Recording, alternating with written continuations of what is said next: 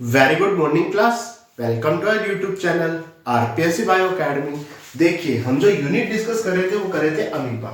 Amoeba में कल हमने अमीबा की मूवमेंट को डिस्कस कर लिया था। आज हम बात करते हैं अमीबा के न्यूट्रिशन की। अमीबा में न्यूट्रिशन की, अगर मैं अमीबा में न्यूट्रिशन की बात करूं तो बेसिकली ये सर्वाहारी है।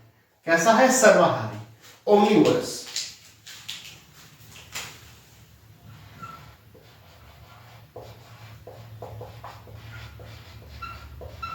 ओमनीवोरस, सर्वाहारी, सब कुछ ग्रहण कर लेगा। सर्वाहारी, जैसे मनुष्य सर्वाहारी है वैसे ये भी क्या है? ओमनीवोरस है। जूट्रॉफिक है।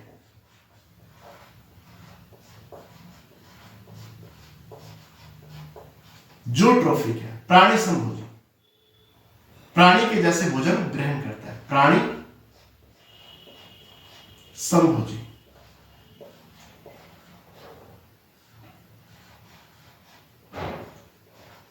जैसे जू यानी एनिमल, एनिमल जैसे भोजन ग्रहण करते हैं वैसे ही ये भोजन ग्रहण करता है। प्राणी समभोजी है। ठीक है। अगर मैं और आगे बात करूं तो फैगोसाइटोसिस द्वारा, फैगोसाइटोसिस द्वारा ये भोजन को ग्रहण करता है। ठीक है। अगर मैं आगे बात करूं तो बेसिकली कौन कौन सा भोजन ग्रहण करता है, कौन कौन सी चीजें को खाता है, अगर उसके बारे में बात की जाए तो एल्गी खाता है, डेस्मिड्स खाता है, एल्गी खाता है यानी डेस्मिड्स को खाता है। जूप्लैंक्टन,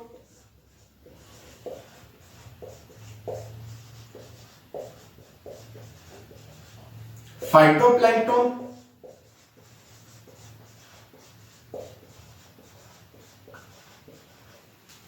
जूप्लैंक्टन, फाइटोप्लैंक्टन, डेड मटेरियल,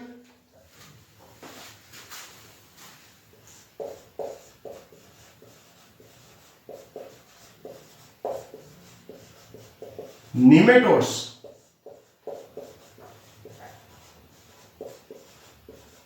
इनका न्यूट्रिशन करता है।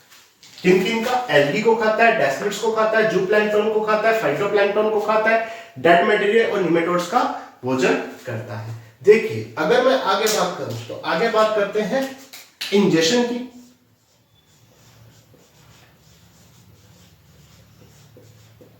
इंजेक्शन का मतलब होता है भोजन को अपने अंदर लेना, जिसे कहते हैं अंतःग्रहण। अंतःग्रहण, भोजन को अपने अंदर लेना। तो भोजन को कैसे अपने अंदर लेता है? इसके चार मेथड्स हैं। कितने मेथड्स हैं? चार मेथड्स हैं। पहला मेथड है सर्कमवलेशन।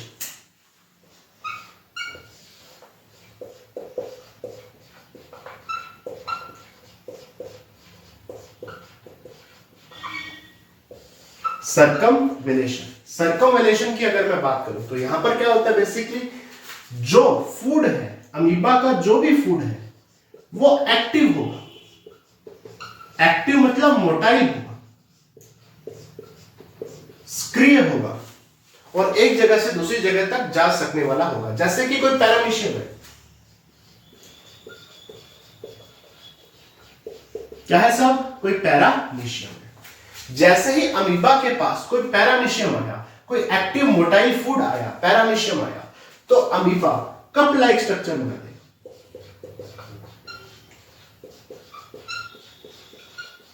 कप के समान संरचना बना देगा।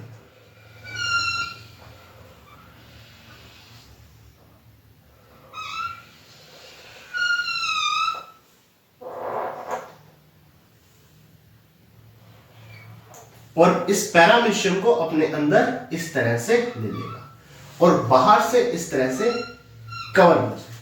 पैरामीशियम को अपने अंदर ले लेगा। बेसिकली यहां पर ये कप लाइक स्ट्रक्चर बनाता है।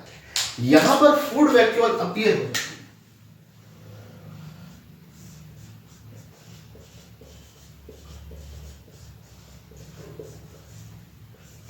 फूड वैक्यूल यहां पर अपीयर हो जाती है। जो फूड वैक्यूल इसका क्या कर देती है? पैरामीशियम का डाइजेशन कर देती है। तो पहला तरीका क्या है? सर्कमवलेशन। यानी ये किस तरीके से भोजन को अपने अंदर लेता है, तो पहला तरीका आ गया सर्कमवेलेशन। दूसरा तरीका देखते हैं,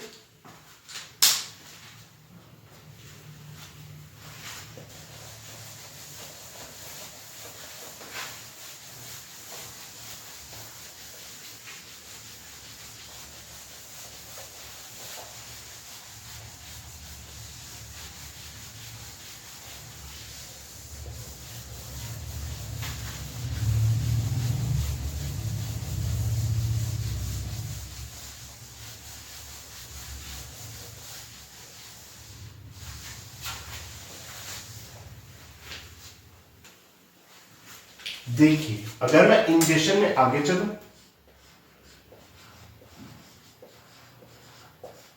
अंतः ग्रहण में आगे बात करूं, तो दूसरा है सर्कमफ्लुएंस।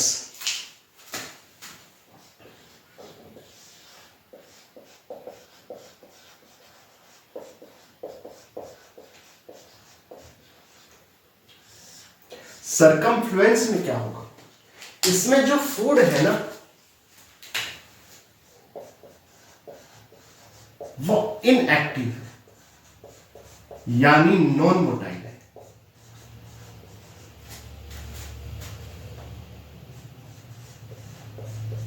या आप इसे डेड मटेरियल भी बोल सकते हो।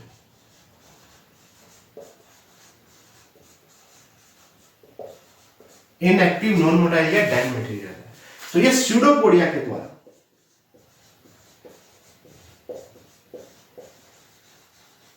स्यूडोपोडिया के द्वारा फूड का इंजेक्शन करेगा।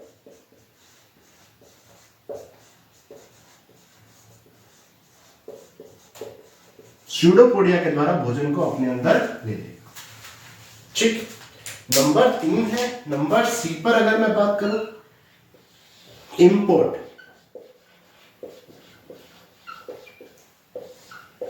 इंपोर्ट में क्या होगा सर, इंपोर्ट में अमीबा इनएक्टिव है।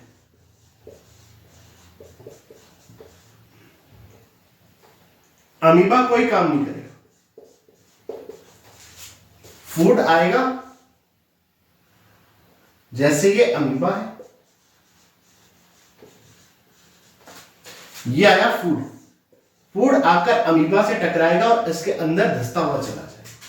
यहां पर अमीबा इनएक्टिव है, फूड चल के अमीबा में आके धंस जाएगा या साइटोप्लाज्म में चला जाएगा। कहां चला जाएगा, साइटोप्लाज्म में।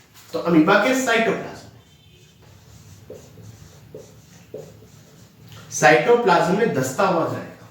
ठीक है, इंपोर्ट में क्या है, अमीबा खुद इनएक्टिव है, फूड चल के अमीबा से टकराएगा और साइटोप्लाज्म में आकर धंस जाएगा। ठीक है, नंबर 4 पर इनवेजिनेशन।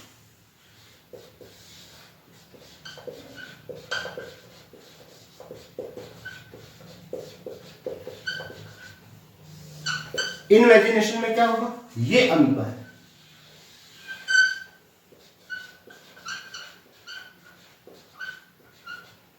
क्या है सब, अमीबा है, ये इसका फूड है। अमीबा यहां पर क्या करेगा, टॉक्सिक मटेरियल को बाहर निकालेगा। टॉक्सिक मटेरियल,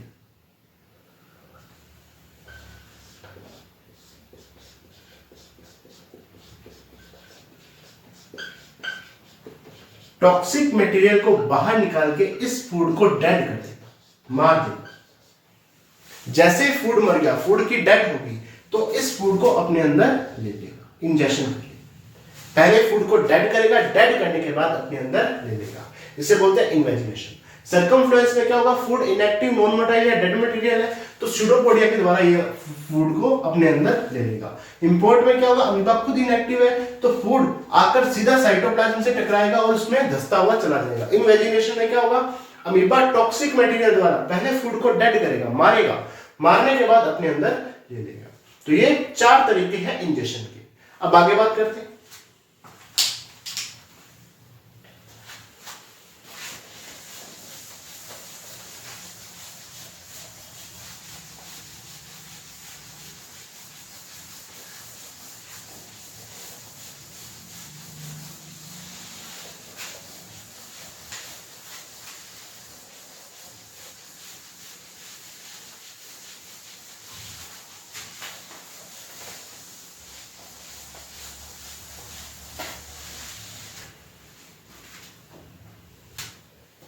देखिए मैं आगे बात करता हूं डाइजेशन की।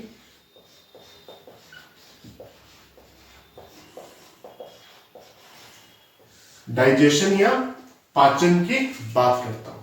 देखिए डाइजेशन होगा कहां? फूड वैक्यूल में।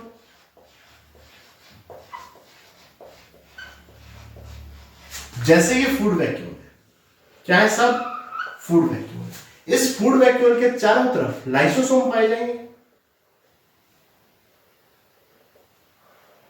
क्या पाए जाएंगे? लाइसोसोम।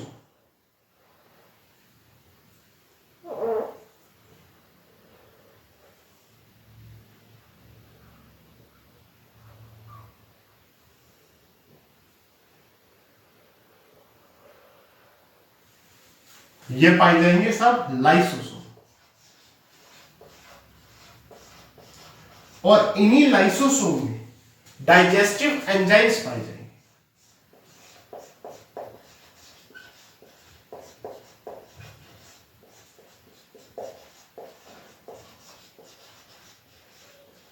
डाइजेस्टिव एंजाइम्स पाए जाएंगे जो कि कार्ब्स का, कार्बोहाइड्रेट का, प्रोटीन का और फैट का डाइजेशन करेंगे। देखिए जो भी फूड इंजेक्शन हुआ है, ठीक है, जो भी फूड अमीबा ने अपने अंदर लिया है वो फूड वैक्यूल में जाएगा जहां उसका डाइजेशन होगा। फूड वैक्यूल के चारों तरफ लाइसोसोम पाए जाएंगे जहां पर डाइजेस्टिव एंजाइम्स पाए जाएंगे, वो कार्ब्स, प्रोटीन और फैट का डाइजेशन करेंगे। देखिए इस प्रकार का डाइजेशन इंट्रासेलुलर डाइजेशन कहलाएगा।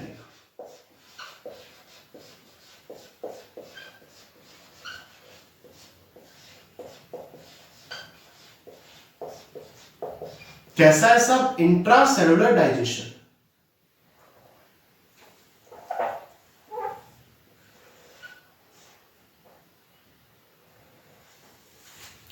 ठीक है सब, इंट्रासेलुलर डाइजेशन कहलाएगा। अगर मैं आगे बात करूं, मान लीजिए पैरामीशियम।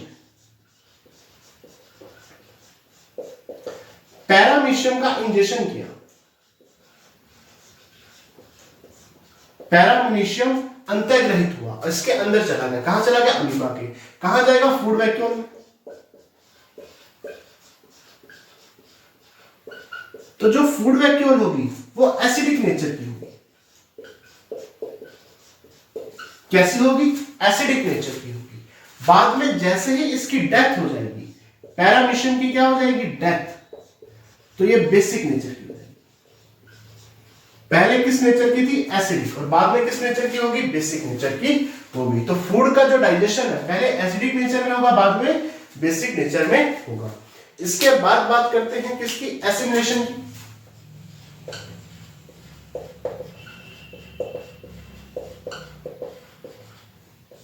जैसे ये अमीबा है,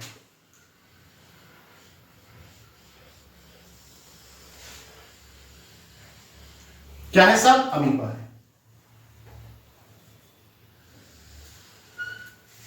ठीक, अब यहां पर इस फूड का वितरण होगा, डाइजेस्टेड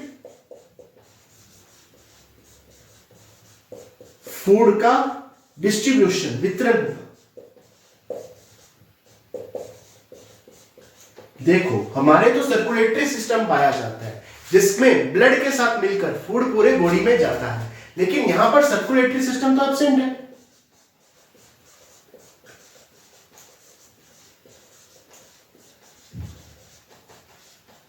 वो तो पाया नहीं जा रहा।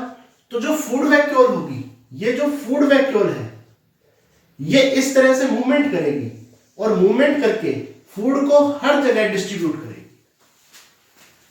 ठीक है, जो फूड डाइजेस्टिव फूड है उसको हर जगह वितरित या डिस्ट्रीब्यूट किया जाएगा। इसे एसिमिलेशन कहेंगे। क्या कहेंगे? एसिमिलेशन। क्योंकि यहां पर सर्कुलेटरी सिस्टम एब्सेंट है तो फूड वैक्यूल खुद मूवमेंट करेगी और फूड को वितरित करेगी, डाइजेस्टेड फूड को डिस्ट्रीब्यूट करेगी। एसिमिलेशन के बाद होगा इजेशन।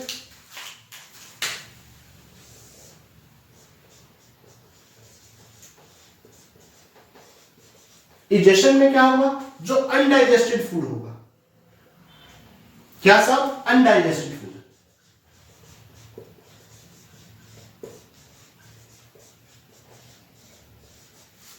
अनडाइजेस्टेड जो फूड होगा ये अनडाइजेस्टेड फूड है, इसे बाहर निकाल दिया जाएगा, इसे आउट कर दिया जाएगा, बाहर निकाल दिया जाएगा। किस तरफ से? यूरोइड के माध्यम से। इसे क्या बोला था? यूरोइड तो बोला था, तो यूरोइड से इसे बाहर निकाल दिया जाएगा। एसिमिलेशन में क्या होगा? डाइजेस्टेड फूड का डिस्ट्रीब्यूशन होगा। सर्कुलेटरी सिस्टम एब्सेंट है तो जो फूड वैक्यूल है वो खुद डिस्ट्रीब्यूट करेगी, और यहां पर फूड डिफ्यूज होता जाएगा, फूड विसरित होता जाएगा, डिफ्यूज होता जाएगा। जैसे डिफ्यूजन होता है ना, विसरण होता है ना, बिल्कुल वैसे ही यहाँ पर फूड का डिफ्यूजन होता जाएगा, फूड यहाँ पर डिफ्यूज होता जाएगा। जो अनडाइजेस्टेड फूड है उसे यूरोइड से बाहर निकाल दिया जाएगा। ये आ गया डाइजेशन। अब आगे बात करते हैं।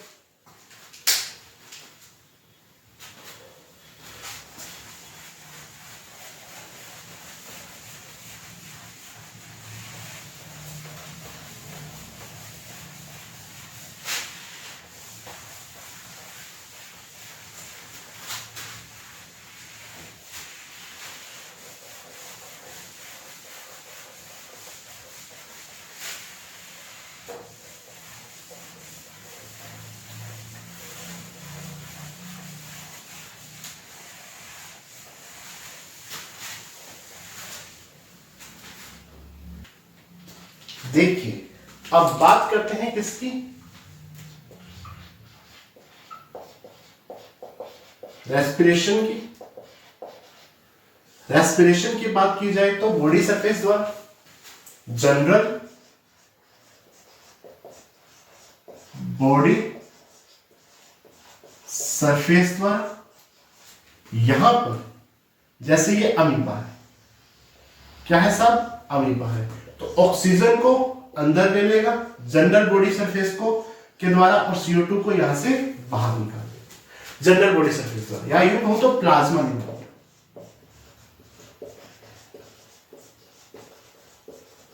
प्लाज्मा लेमा द्वारा ऑक्सीजन को अंदर लिया जाता है, CO2 को बाहर निकाला जाता है। रेस्पिरेशन जनरल बॉडी सरफेस के द्वारा होता है, और कैसे? डिफ्यूजन द्वारा, विसरण द्वारा। डिफ्यूजन यानी कोई मॉलिक्यूल, आयन या एटम अपनी हाई कॉन्सेंट्रेशन से लो कॉन्सेंट्रेशन की तरफ मूवमेंट करता है, तो ये अपनी हाई कॉन्सेंट्रेशन से लो कॉन्सेंट्रेशन की तरफ मूवमेंट करेगा। तो यहां पर आ गई ऑक्सीजन। ऑक्सीजन की बाहर कॉन्सेंट्रेशन हाई है, अंदर कम है, तो ऑक्सीजन अंदर चली जाएगी, बाहर CO2 ज्यादा है तो CO2 यहां से बाहर आ जाएगी। डिफ्यूजन मेथड द्वारा यहां पर क्या होगा? रेस्पिरेशन होगा। एनर्जी का स्टोरेज किस रूप में एनर्जी स्टोर रहेगी? ATP के रूप में।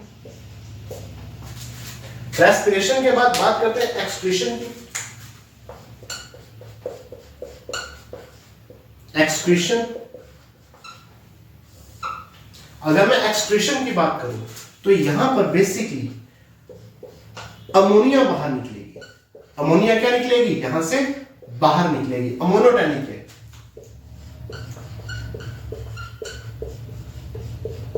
ठीक है साहब, अमोनिया बाहर निकलेगी कैसे? डिफ्यूजन द्वारा, विसरण द्वारा। ठीक है साहब, अगर कोई नाइट्रोजनस वेस्ट और है, नाइट्रोजनस वेस्ट मटेरियल और है, वो क्रिस्टल के रूप में इसके अंदर जमा रहेंगे, स्टोर रहेंगे। किस रूप में? क्रिस्टल के रूप में। क्रिस्टल के रूप में यहां पर क्या रहेंगे? स्टोर रहेंगे।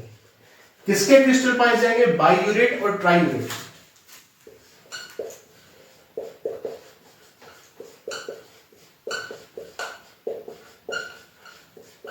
बाइयूरेट और ट्राइयूरेट के क्रिस्टल पाए जाएंगे। रेस्पिरेशन जनरल बॉडी सरफेस द्वारा, डिफ्यूजन मेथड द्वारा, विसरण विधि द्वारा होगा। ऑक्सीजन अंदर आएगी, CO2 यहां से बाहर निकल जाएगी, प्लाज्मा लेमा द्वारा होगा। एनर्जी का स्टोरेज ATP के द्वारा होगा। एक्सक्रीशन की बात की जाए, अमोनोटैनिक है, डिफ्यूजन द्वारा एक्सक्रीशन होता है। नाइट्रोजनी वेस्ट मटेरियल क्रिस्टल के रूप में स्टोर रहते और लंबे समय तक स्टोर रहते, जैसे बाइयूरेट और ट्राइयूरेट। ठीक, अब बात करते हैं रिप्रोडक्शन की।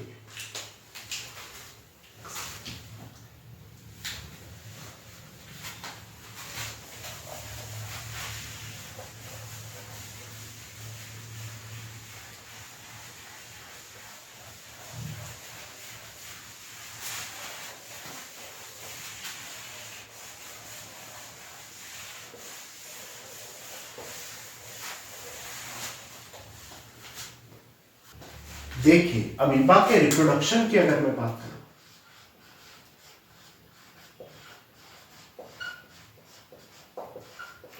तो पहले प्रकार का है बाइनरी फ्यूजन।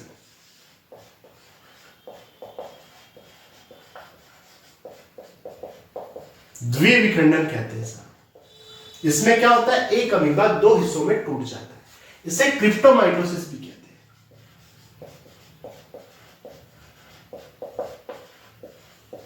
जब फेवरेबल कंडीशन होती है अमीबा के लिए तब ये होता है। क्या होता है साहब, यहां पर सबसे पहले जो अमीबा है, ये अमीबा है, ये अपने आप यहां से दो खंडों में टूट जाएगा। एक अमीबा से दो अमीबा यहां पर बन जाएंगे। यहां पर न्यूक्लियर मेम्ब्रेन डिसअपियर नहीं होता। न्यूक्लियर मेम्ब्रेन बेसिकली एक प्रकार का माइटोसिस ही है, एक प्रकार का माइटोसिस ही है, लेकिन यहां पर न्यूक्लियर मेम्ब्रेन डिसअपियर नहीं होती।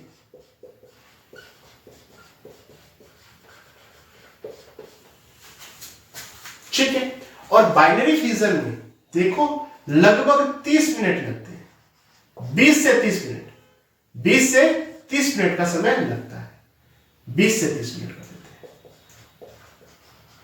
और हर 24 घंटे के बाद अमीबा अगले बाइनरी फ्यूजन के लिए तैयार हो जाता है। ठीक है। तो यहां पर न्यूक्लियर मेम्ब्रेन डिसअपियर नहीं होती, लेकिन बहुत सी चीजें डिसअपियर हो जाती हैं। कौन कौन सी चीजें डिसअपियर होती हैं?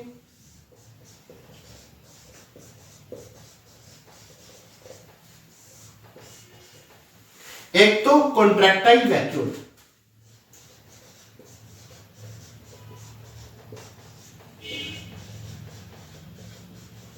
कॉन्ट्रैक्टाइल वैक्यूल डिसअपियर हो जाएगी। एक यहां पर स्यूडोपोडिया, स्यूडोपोडिया डिसअपियर हो जाएगी, कॉन्ट्रैक्टाइल वैक्यूल डिसअपियर हो जाएगी। हनीकॉम्ब लैटिस पढ़ा था हमने, हनीकॉम्ब लैटिस हमने पढ़ा था जब न्यूक्लियस पढ़ा था, वो डिसअपियर हो जाएगा। डिसअपियर क्या क्या चीजें होंगी, सीवी, स्यूडोपोडिया और हनीकॉम्ब लैटिस यहां पर डिसअपियर हो जाएगा। एक अमीबा से दो अमीबा बन जाएंगे, 20 से 30 मिनट लगते हैं, 24 घंटे बाद दोबारा हो जाता है। ठीक है। ये आ गया बाइनरी फ्यूजन, जिसे क्रिप्टोमाइटोसिस कहते हैं। नंबर 2 पे अगर मैं बात करूं, मल्टीपल फ्यूजन।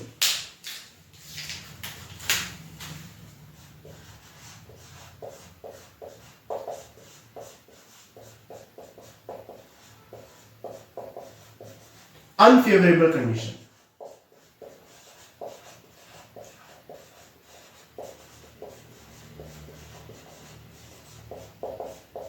कंडीशन अब कैसी होगी, अनफेवरेबल कंडीशन। अमीबा के चारों तरफ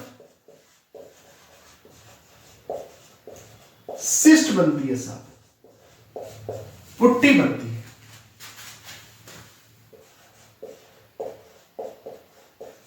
जो कि काइटिन की बनी होती है, काइटिन की बनी होती है, पुट्टी बनती है जो कि काइटिन की बनी होती है। ये जो सिस्ट है ये वाटर के लिए इम्परमेबल,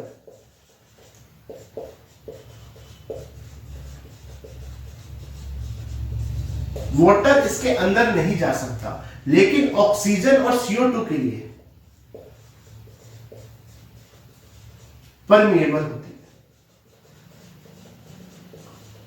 देखो अमीबा के चारों तरफ एक सिस्ट बन गई, पुट्टी बन गई, जो कि काइटिन की बनी होगी, वाटर उसके अंदर नहीं जा सकता, ऑक्सीजन और CO2 उसके अंदर जा सकती है। अब यहां पर क्या होगा, एमाइटोसिस होगा, न्यूक्लियस में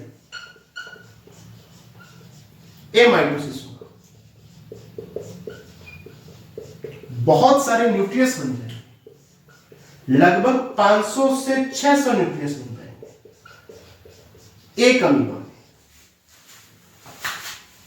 ठीक है। अब 500 से 600 जो न्यूक्लियस बन गए, उनके चारों तरफ साइटोप्लाज्म इकट्ठा होता रहेगा, उनके चारों तरफ साइटोप्लाज्म इकट्ठा होता रहेगा, जिसे कहेंगे अमीबुली, अमीबुली कहेंगे। क्या कहेंगे, अमीबुली कहेंगे। देखो उसके बाद ये सिस्ट फट जाएगी, और सिस्ट से बहुत सारे अमीबा यहां से बाहर निकल जाएंगे। दूसरा है मल्टीपल फिजन, ये अनफेवरेबल कंडीशन में होगा। अमीबा के चारों तरफ एक सिस्ट बनेगी जो कि काइटिन की बनी होगी, वाटर के लिए इम्परमेबल होगी, वाटर उसमें से क्रॉस नहीं कर सकेगा। ऑक्सीजन और CO2 के लिए कैसी होगी, परमेबल हो जाएगी। इसमें बहुत सारे न्यूक्लियस एमाइटोसिस द्वारा क्या करेंगे, बहुत सारे न्यूक्लियस विखंडन द्वारा क्या करेंगे, बहुत सारे न्यूक्लियस यहां पर आ जाएंगे। जैसे यहां पर बहुत सारे न्यूक्लियस बन गए, लगभग 500 से 600 न्यूक्लियस यहां पर फॉर्म हो जाएंगे। अब इन न्यूक्लियस के चारों तरफ साइटोप्लाज्म इकट्ठा होता रहेगा, साइटोप्लाज्म इकट्ठा होता रहेगा, साइटोप्लाज्म इकट्ठा होता रहेगा, साइटोप्लाज्म इकट्ठा होता रहेगा, जिसे अमीबोली कहेंगे। क्या कहेंगे, अमीबोली कहेंगे। बाद में ये सिस्ट क्या हो जाएगी, फट जाएगी और यहां से बहुत सारे अमीबा बाहर निकल जाएंगे। तो ये आ गया मल्टीपल फिजन। अब बात करते हैं तीसरे सी की, यानी रिप्रोडक्शन में पहला बाइनरी फिजन, दूसरा मल्टीपल फिजन और तीसरा स्पोर का फॉर्मेशन।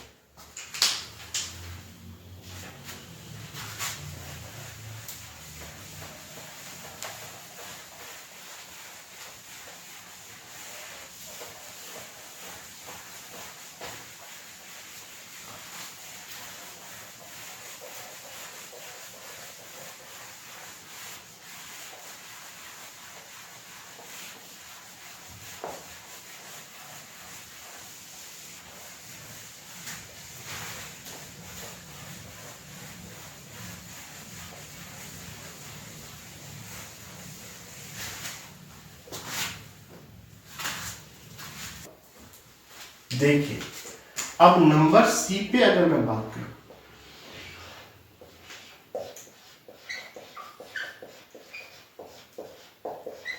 स्पोर फॉर्मेशन या स्पोरुलेशन।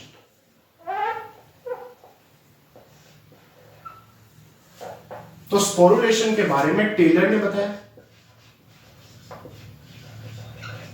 किसने बताया, टेलर ने बताया। देखिए स्पोरुलेशन क्या है, यहां पर बेसिकली स्पोर बनेंगे। क्या बनेंगे, स्पोर बनेंगे। कब बनेंगे, अनफेवरेबल कंडीशन में।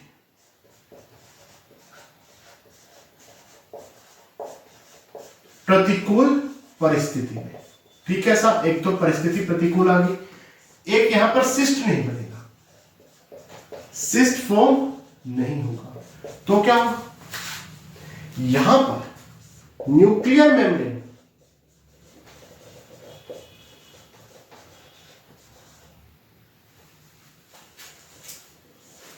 ब्रेक डाउन हो जाएगा। न्यूक्लियर मेम्ब्रेन क्या हो जाएगी, ब्रेक डाउन हो जाएगी। न्यूक्लियर मेम्ब्रेन विखंडित हो जाएगी, न्यूक्लियर मेम्ब्रेन टूट जाएगी और न्यूक्लियर मेम्ब्रेन में न्यूक्लियस पाया जाएगा। देखो जैसे ये न्यूक्लियर मेम्ब्रेन है, इसके बीच में क्या है, न्यूक्लियस है। सबसे पहले न्यूक्लियर मेम्ब्रेन विखंडित हुई, टूट गई। ठीक है, और यहां पर क्या पाए जाएंगे, क्रोमेटिन ग्रैन्यूल्स पाए जाएंगे। हमारी बात हो चुकी है, क्या पाए जाएंगे, क्रोमेटिन ग्रैन्यूल्स पाए जाएंगे। जो क्रोमेटिन ग्रैन्यूल्स होंगे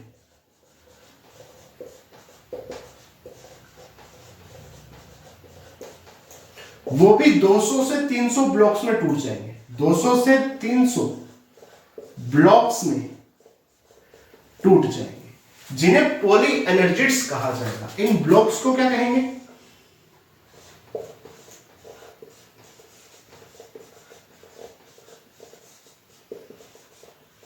पॉली एनर्जिट्स कहेंगे। ठीक है, अब ये जो क्रोमेटिन थे ये भी 200 से 300 ब्लॉक्स में डिवाइड होंगे, छोटे छोटे ब्लॉक्स में डिवाइड होंगे, जिन्हें पॉली एनर्जिट्स कहा गया। अब इन पॉली एनर्जिट्स, ये जो पॉली एनर्जिट्स है, ठीक है साहब, इनके चारों तरफ मेम्ब्रेन बन गई, साइटोप्लाज्म इकट्ठा हो गया। ये एक स्पोर का काम करेंगे। किसका काम करेंगे, एक स्पोर का काम करेंगे। और जैसे ही यहां से अनुकूल परिस्थिति आएगी, फेवरेबल कंडीशन आएगी, तो ये स्पोर्स आगे टूटकर जर्मिनेट हो जाएंगे और यहां से नए अमीबा बन जाएगा। तो ये आ गया स्पोरुलेशन, जिसके बारे में टेलर ने बताया। ठीक, यहां पर जो क्रोमेटिन ग्रैन्यूल्स है वो 200 से 300 ब्लॉक्स में टूटता है, जिसे पॉली एनर्जिट्स कहते हैं। ठीक है, तो ये आ गया स्पोरुलेशन और ये हो गया रिप्रोडक्शन। अब आगे बात करते हैं।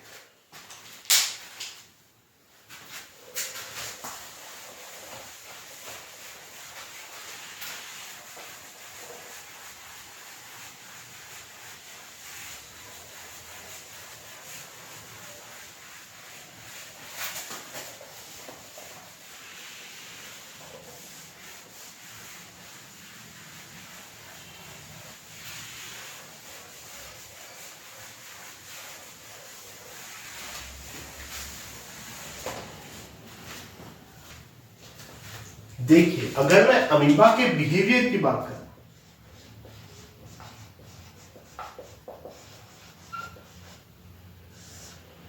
अमीबा के बिहेवियर की बात की जाए तो सुनिए, इसके पास कोई सेंसरी ऑर्गन तो पाया नहीं जाता,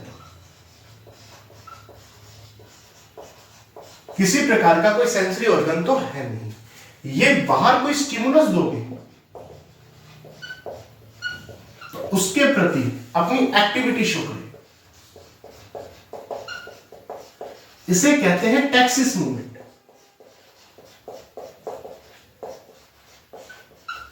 कैसी मूवमेंट? Taxis movement. देखिए अमीबा के बिहेवियर की बात की जाए तो वो सेंसरी ऑर्गन तो पाए नहीं जाते, बाहर से आप स्टिमुलस दोगे तो उसके प्रति एक्टिविटी शो करेगा, जिसे टैक्सिस मूवमेंट कहते हैं। ये टैक्सिस मूवमेंट कौन कौन सी है? जैसे नंबर 1 पर बात करूं थिग्मोटैक्सिस,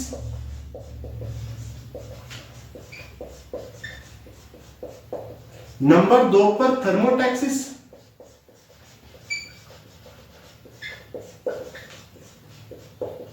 नंबर 3 पे अगर मैं बात करूं तो कीमोटैक्सिस,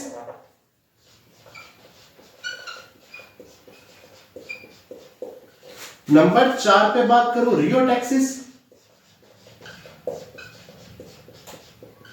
नंबर 5 पे बात करूं तो जियोटैक्सिस, और नंबर 6 पे बात करूं तो गैल्वेनोटैक्सिस।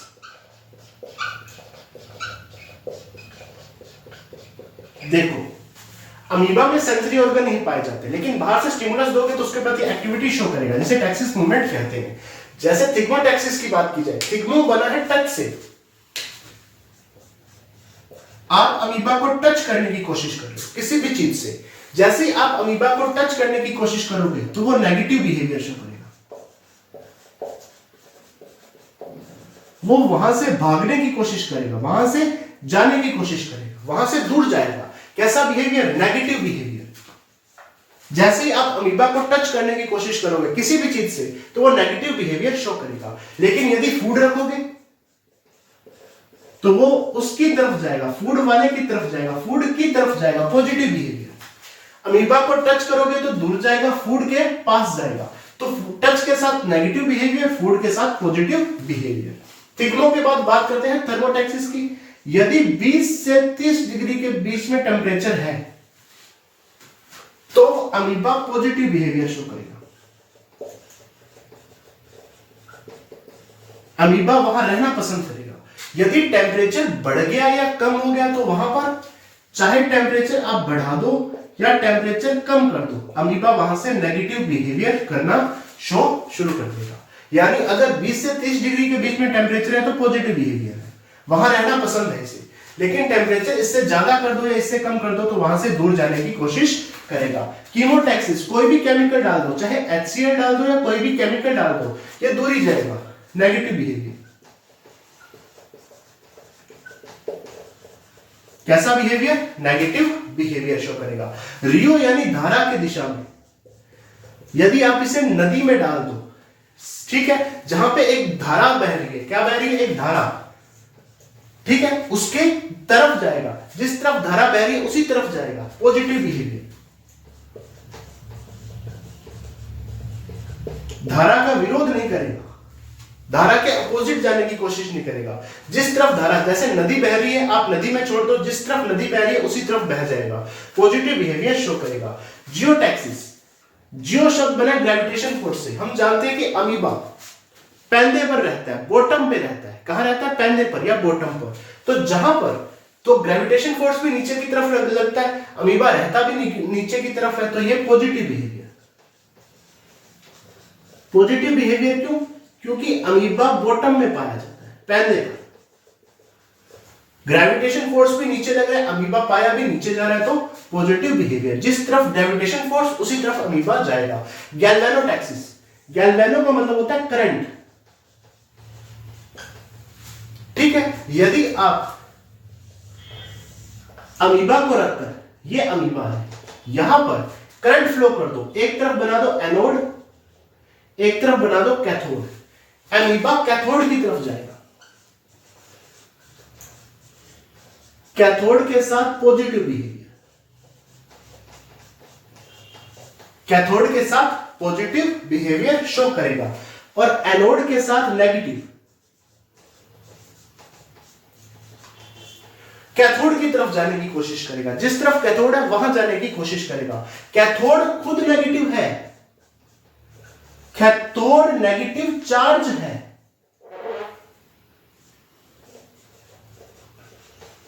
कैथोड के ऊपर कैसा चार्ज है? Negative charge. Amoeba negative charge की तरफ मूवमेंट करेगा, नेगेटिव चार्ज की तरफ पॉजिटिव मूवमेंट करेगा, जिस तरफ नेगेटिव चार्ज है उस तरफ मूवमेंट करेगा। ठीक है, तो कैथोड की तरफ मूवमेंट करेगा। कैथोड खुद कैसा है? नेगेटिव चार्ज है, कैथोड के प्रति पॉजिटिव बिहेवियर शो करेगा। ठीक है, अब आगे बात करते हैं।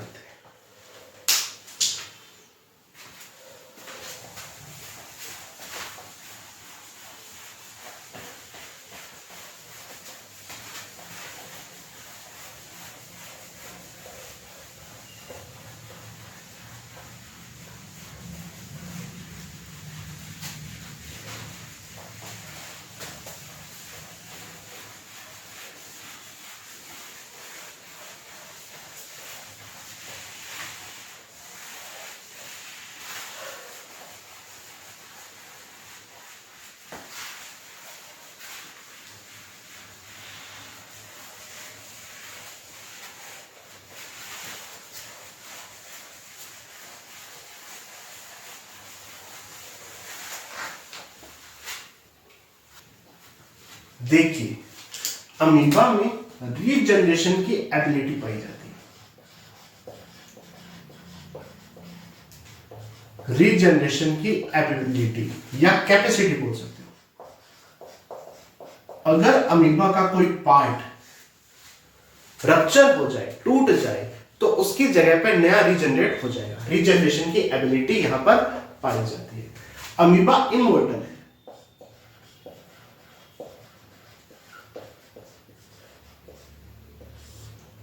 क्या है सब? इमॉर्टल। इमॉर्टल मतलब अमर है।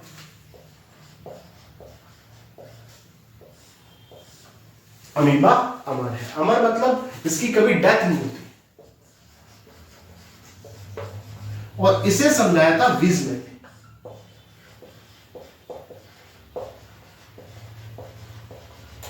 वीजमैन ने एक कॉन्सेप्ट दिया था। वीजमैन के अनुसार प्रत्येक ऑर्गेनिज्म में दो प्रकार के फ्लूइड पाए जाते हैं, जिन्हें जर्म प्लाज्म और सोमेटोप्लाज्म कहा जाता है।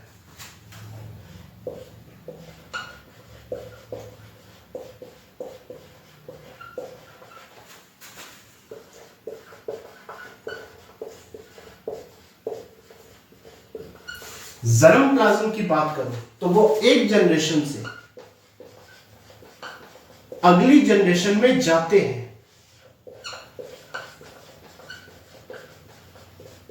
जैसे स्पर्म एंड ओवम, ये एक पीढ़ी से दूसरी पीढ़ी में जाते हैं। जर्म प्लाज्म में एक पीढ़ी से दूसरी पीढ़ी में जाते हैं, जैसे शुक्राणु और अंडाणु। सोमेटोप्लाज्म अगली पीढ़ी में नहीं जाते, एक जनरेशन तक ही रहते हैं। जैसे ह्यूमन की बॉडी है, उसका ह्यूमन का हाथ है, उसमें जो साइटोप्लाज्म पाया जा रहा है वो फ्लूइड ही तो है, सोमेटोप्लाज्म है। हाथ में पाई जाने वाली सेल्स में जो साइटोप्लाज्म पाया जा रहा है वो क्या है? सोमेटोप्लाज्म ही तो है। ठीक है, और वो एक जनरेशन में ही रहेगा, वो अगली जनरेशन में नहीं जाएगा। तो वीजमैन ये कहता है कि जो अमीबा है ना, इसमें आप डिफरेंशिएट ही नहीं कर सकते।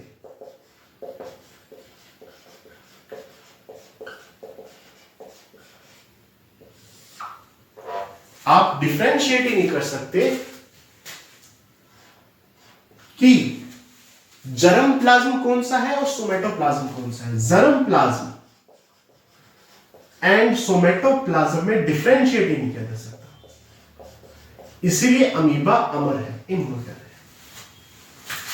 ठीक है, तो अमीबा क्या है? इमॉर्टल है, इसकी डेथ नहीं होती, क्योंकि वीजमैन के अनुसार एक जर्म प्लाज्म पाया जाता है, एक सोमेटोप्लाज्म पाया जाता है।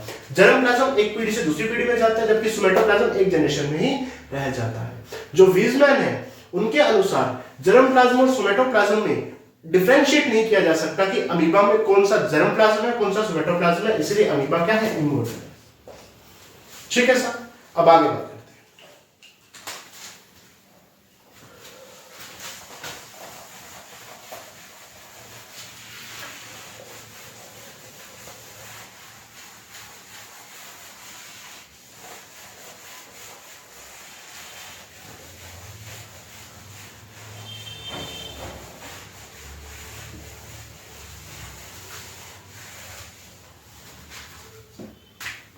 देखिए ये प्रीवियस ईयर आए हुए कुछ क्वेश्चंस हैं, जैसे ये ग्रेड 1 2011 आरपीएससी फर्स्ट ग्रेड 2011 में आया हुआ क्वेश्चन है।